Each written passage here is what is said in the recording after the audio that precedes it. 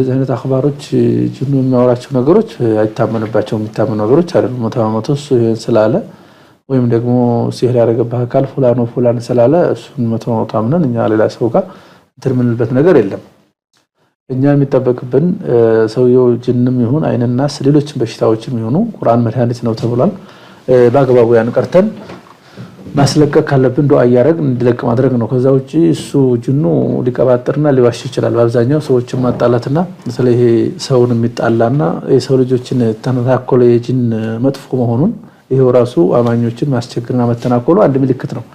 እሱ ሌላም ዓላማ ይኖራል በዚሁ አጋጣሚ ሌሎችንም ቅርብ ዘመዶችን ጓደኞችን የማጣላትም ዓላማው ሊሆን ይችላል ያን ተከትለን መሄድ ምንም አይነት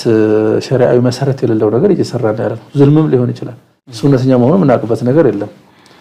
በአብዛኛው እውነት ከመሆኑ ውሸት መሆኑ ነው የሚያመዝነውና በዚህ መጣላት ዝምድና መቁረጥም አያስፈልግም